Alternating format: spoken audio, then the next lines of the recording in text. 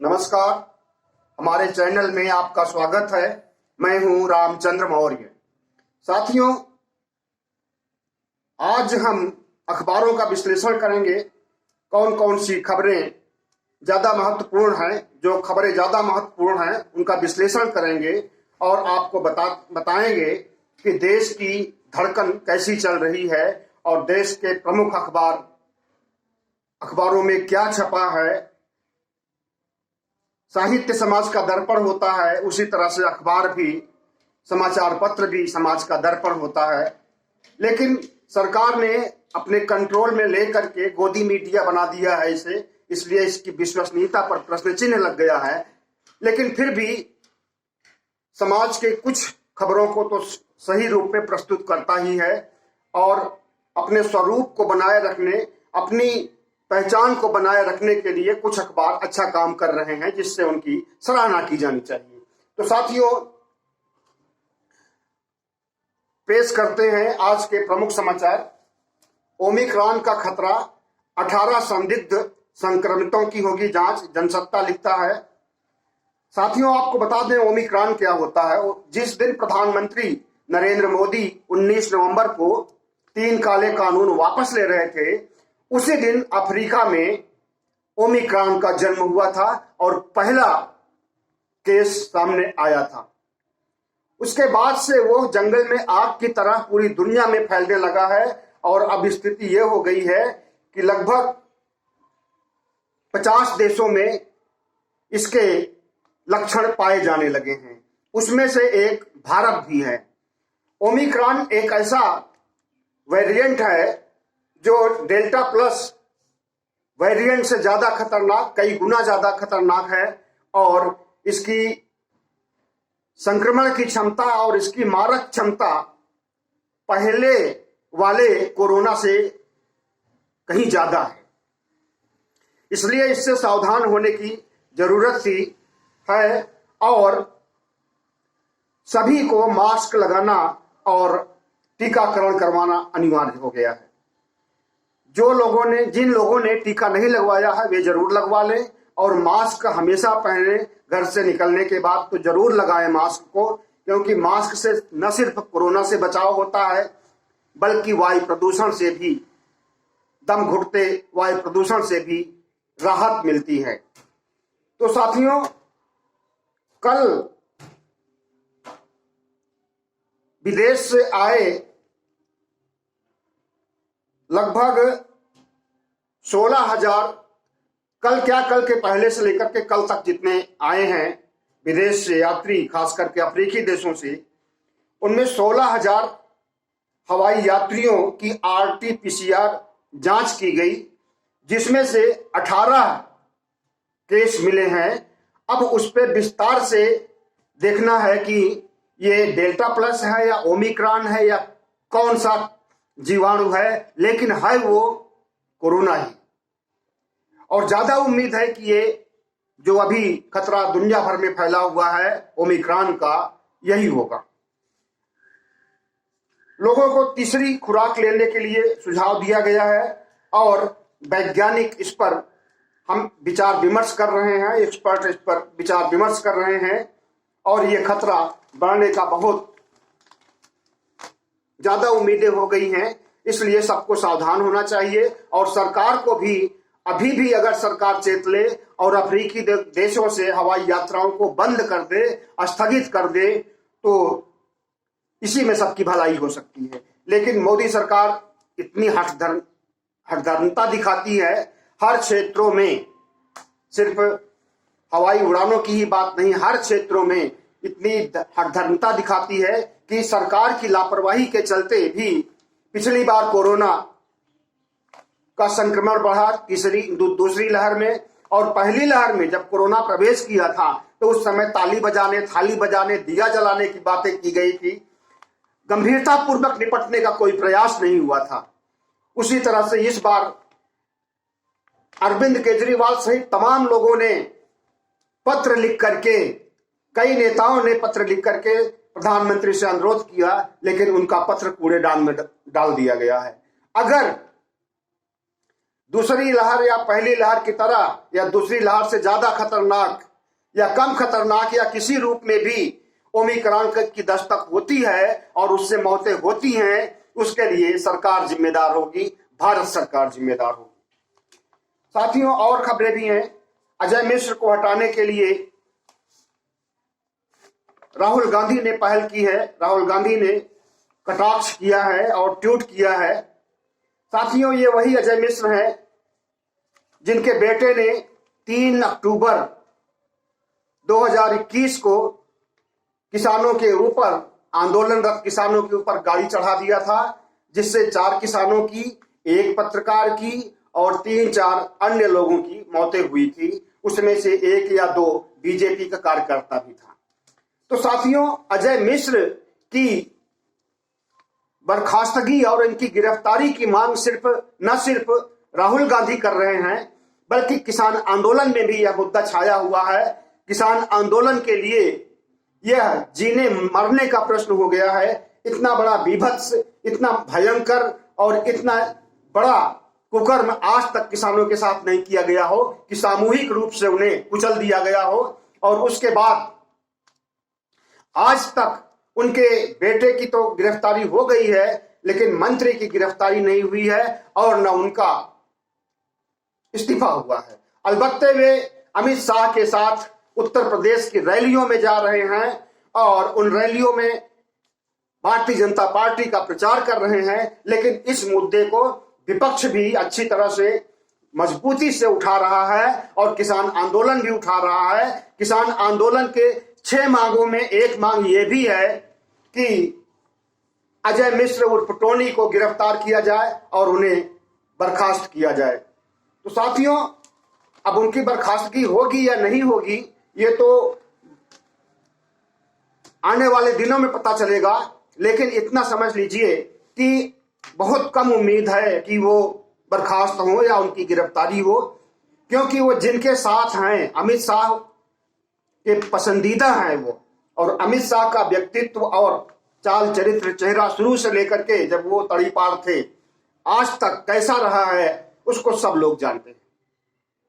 और अमित शाह की रैलियों में जाना और अमित शाह ये कहें कि दूरबीन से कोई अपराधी नहीं दिखाई दे रहा है और अपराधी बगल में बैठा हो, अजय मिश्र अपराधी से बहुत बड़ा इसलिए माना जा रहा है कि इसने 3 अक्टूबर के पहले जिस दिन कुचला था इसके बेटे ने किसानों को, पत्रकारों को, उसके कुछ ही दिन पहले अजय मिश्र टोनी ने किसानों को ललकारा था और धमकी दिया था कि देख लेंगे और तुम हमारे बारे में नहीं जानते हो तो जान लो कि हम पहले क्या थे। पहले सांसद थे, विधायक थे, उसके पहले क्या थे। मतलब उसने ये बताना चाहा, धमकी देना चाहा और अपने को एक अपराधी है और एक बहुत बड़ा बाहुबली बताना चाहा था और हम तुम्हारे आंदोलन को बंद कर देंगे, कुचल देंगे। उसके कुछ ही दिनों बाद उसके बेटे ने कुचल दिया था और यह वीडियो पूरे देश में वायरल हुआ, अजय मिश्र टोनी का धमकी देने वाला। इसलिए पूरे देश की सहानुभूति किसान आंदोलन के साथ है और अजय मिश्र टोनी को गिरफ्तार करने की देश मांग कर रहा है।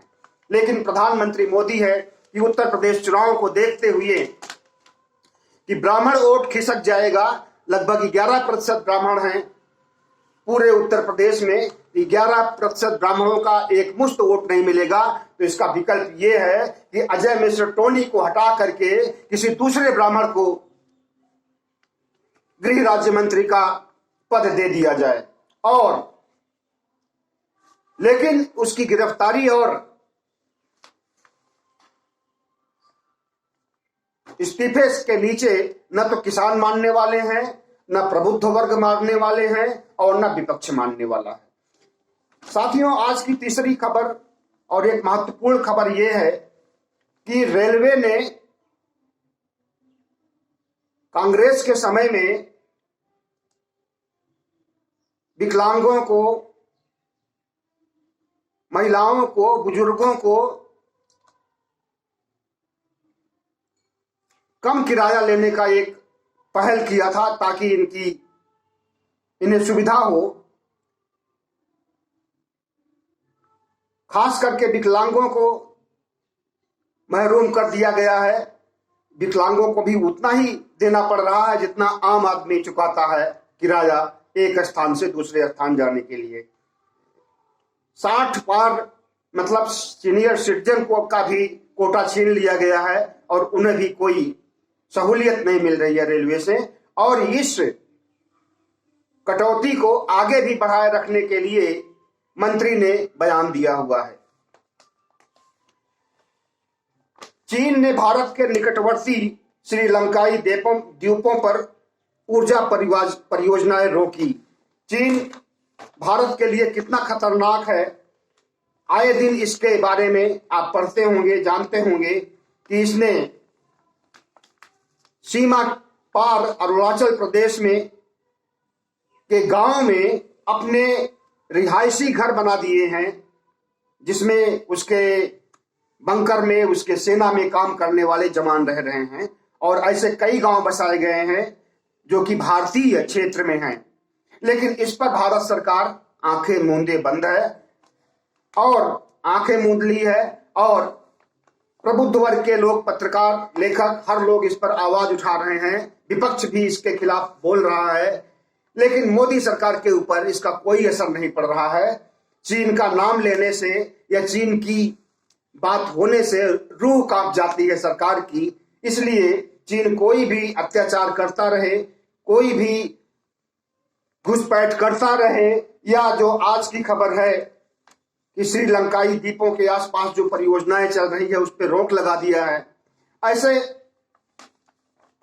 गैर कानूनी काम करता रहे, लेकिन वो उस पर कोई कार्रवाई करने की या उससे कोई बातचीत करने की पहल भारत सरकार द्वारा नहीं दिखाई दे रही है। निलंबन के खिलाफ धरना जारी, भाजपा सांसदों का भी प्रदर्शन। साथियों,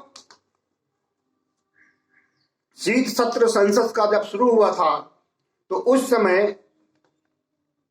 12 सांसदों को बर्खास्त कर दिया गया था पूरे सेशन के लिए। और उन 12 सांसदों को इसलिए बर्खास्त किया गया था पूरे सेशन के लिए कि उन्होंने पिछले सेशन में सरकार की भद्द पीटी थी और सरकार की आलोचना की थी। खास करके जासूसी मामले में संसद को चलने नहीं दिया था, दस्तावेज फाड़ा था।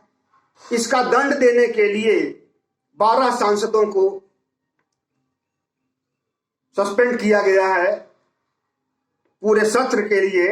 अब इसके खिलाफ विपक्ष लामबंद हो गया है और जिस दिन से शीत सत्र शुरू हुआ है ठीक उसी दिन से इनका आंदोलन चल रहा है। और ये सांसद कभी राजघाट पर महात्मा गांधी की समाधि के सामने या अन्य जगहों पर प्रदर्शन कर रहे हैं और लोकतंत्र की हत्या की बात कर रहे हैं। साथियों, भारतीय जनता पार्टी का चाल चरित्र चेहरा समझिए कि 12 सांसदों को निलंबन किया गया और वो भी पिछले सत्र के लिए। लेकिन ऐसा संविधान में कोई रूल नहीं है कि पिछले सत्र के लिए आप इस सत्र में उन्हें दंडित करें। असंवैधानिक काम करने का भारतीय जनता पार्टी का एक रिकॉर्ड रहा है और इसके खिलाफ लोकतंत्र के प्रहरी सुप्रीम कोर्ट के कई जज भी सड़क पर आकर के उन्होंने भी कहा कि लोकतंत्र खतरे में है। तो वास्तव में लोकतंत्र खतरे में है। न सिर्फ लोकतंत्र खतरे में है बल्कि पूरे देश को बेचा जा रहा है। और आगे क्या स्थिति होगी अभी कुछ नहीं कहा जा सकता है, लेकिन किसान आंदोलन की तरह एक जन आंदोलन खड़ा होगा तभी सरकार को, क्योंकि सरकार आंदोलन से ही डरती है। किसानों ने घुटने पर ला दिया सरकार को। इसी तरह से लोकतंत्र को बचाने के लिए, सीएए एनआरसी से मुक्ति पाने के लिए एक जन आंदोलन चलाना होगा, तब सरकार को होश आएगा और उसके बाद ही सरकार लोकतांत्रिक ढंग से काम करेगी।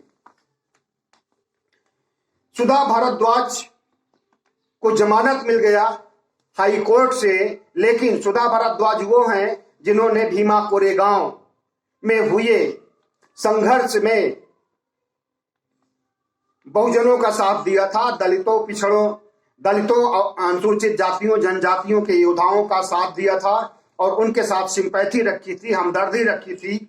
सुधा भारद्वाज अकेले नहीं है।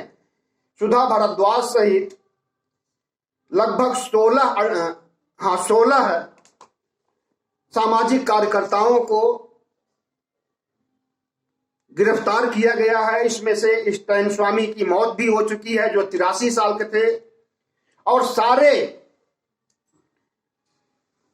जो पकड़े गए हैं इस आंदोलन से संबंधित या आंदोलन को भड़काने के या आंदोलन चलाने के लिए प्रेरित करने के लिए, उसमें सभी वयोवृद्ध हैं, बुजुर्ग हैं और किसी न किसी सामाजिक संस्था से, एनजीओ से जुड़ करके राष्ट्र के लिए अपना योगदान दे रहे थे। उन लोगों को गिरफ्तार किया गया है। उसमें से 16 लोगों में से एक की मौत हो गई, स्टैन स्वामी की, और सुधा भारद्वाज के खिलाफ कोर्ट ने सुनवाई किया और उन्हें रिहा कर दिया। लेकिन अब सरकार उनके निलंबन को लेकर के उन पर जो लगाया गया यूएपीए कानून है, उसके तहत सुप्रीम कोर्ट में ये जाने का फैसला किया है। तो साथियों, अलोकतांत्रिक ढंग से किसी आंदोलन को दबाना, अब भीमा कोरेगांव का बता दें क्या है, इसमें अगड़ों और पिछड़ों की लड़ाई है। सदियों से इन्होंने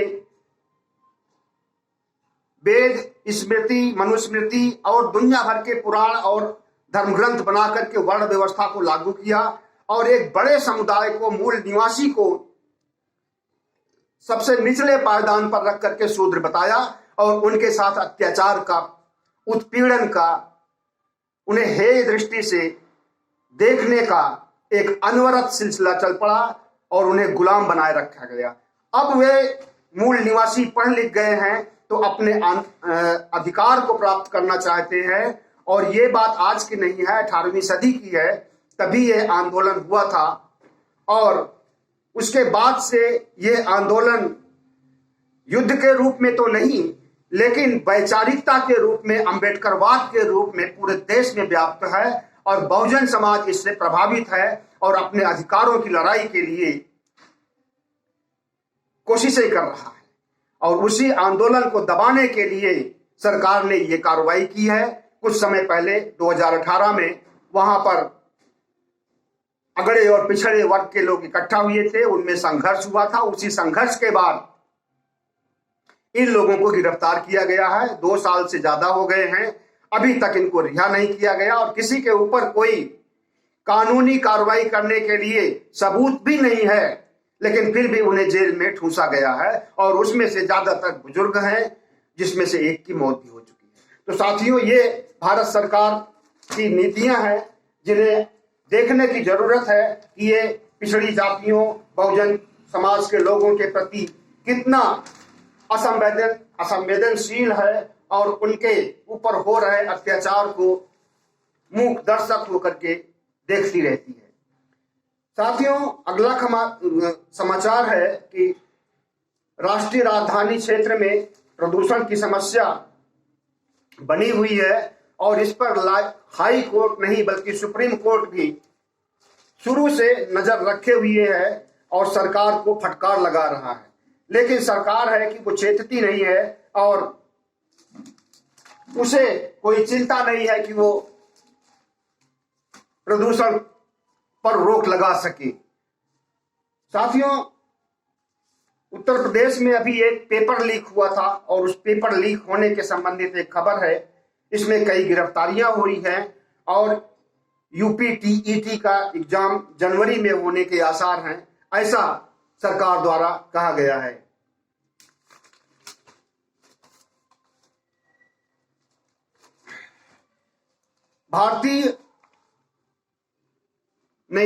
संयुक्त किसान मोर्चा अभी भी, संयुक्त किसान मोर्चा जो आंदोलनरत है, जो देश के सभी किसान संगठनों का संयुक्त मोर्चा है, वो आज अपनी सभा कर रहा है विचार मंथन करने के लिए सिंघू बॉर्डर पर सारे किसान इकट्ठा हो रहे हैं और आगे की रणनीति बनाने के लिए कोशिशें कर रहे हैं। साथियों, 19 नवंबर को प्रधानमंत्री मोदी ने प्रमुख मांगे तो मान लिया था, लेकिन बहुत सी मांगे बाकी रह गई थी, जिसमें से पराली की बात मान ली है और किसानों को रिहा करने की। लगभग 50,000 किसान बंदी बनाए गए हैं इस आंदोलन में, उनको रिहा करने की बात भी मान ली गई है और हरियाणा, पंजाब और उत्तर प्रदेश को आदेश दिया गया है कि वो किसानों को रिहा करें। लेकिन जो दो मांग मुख्य रूप से है, एमएसपी की गारंटी के लिए कमेटी बनाने की बात कही गई है, जिसमें 5 लोगों को सरकार ने 5 किसानों का नाम देने के लिए कहा गया। आज उन नामों पर विचार किया जाएगा और आंदोलन को आगे बढ़ाने के लिए नई रणनीति बनाई जाएगी। लगभग 3 मांगे मान ली गई हैं नए, मतलब किसान कानून के अलावा, जो कानून वापस हुए हैं उनके अलावा 3 मांगे लगभग मान ली गई हैं। 2 मांगे हैं, एक ट्रेनी की बर्खास्तगी और किसानों को मुआवजा, मृतक किसानों के परिवारों को मुआवजा और उनके घर के लोगों को नौकरी। इसके लिए सरकार का कहना है कि उसके पास कोई आंकड़ा ही नहीं है, तो वो किस तरह से लोगों की या किसानों की मदद कर सकता है। लेकिन आपको बता दें कि ये आंकड़े न सिर्फ पत्रकारों ने बल्कि नेताओं ने भी मुहैया किए हैं। राहुल गांधी ने ट्वीट करके और प्रेस कॉन्फ्रेंस करके कहा है कि उनके पास 102 से अधिक मृतक किसानों की लिस्ट है उसे और उनमें उनके पते भी हैं। इसी तरह से पुण्य प्रसून वाजपेयी, जो एक वरिष्ठ पत्रकार हैं, आज तक में काम कर चुके हैं और मोदी जी के निशाने पर रहे हैं, आजकल अज्ञातवास झेल रहे हैं और यूट्यूब से अपनी बात को बुलंद करते हैं। उन्होंने भी कहा है कि उनके पास भी मृतक किसानों के आंदोलन में मृतक किसानों के पते और नाम हैं। इसी प्रकार से संयुक्त मोर्चे के घटक दल स्वराज पार्टी के अध्यक्ष योगेंद्र यादव का भी कहना है कि उनके पास तो 702 नाम हैं। जितने किसान मारे गए हैं उसमें 750 किसानों की बात कही जा रही है और उनके पास 702 नामों की लिस्ट है, जिनमें किसानों के नाम भी हैं और पते भी हैं। लेकिन ये लिस्टें, ये सूचियां पत्रकारों के पास तो हैं, नेताओं के पास तो हैं, लेकिन सरकार के पास नहीं है। आपको बता दें कि ये सरकार जब आंदोलन चल रहा था तब अपनी खुफिया जासूसी कराती थी, तो खुफिया जासूसी में क्या इस बात के लिए भी आदेश नहीं दिया गया था कि कितने किसान मर रहे हैं उनको भी रिकॉर्ड किया जाए? लेकिन नहीं, गृह मंत्रालय और कृषि मंत्रालय हाथ खड़ा कर दिया कि उसके पास ऐसे कोई रिकॉर्ड नहीं है। साथियों, आज के लिए बस इतना ही। कल फिर प्रमुख खबरों पर हम विश्लेषण करेंगे और राष्ट्र की धड़कन, देश की धड़कन से आपको अवगत करेंगे।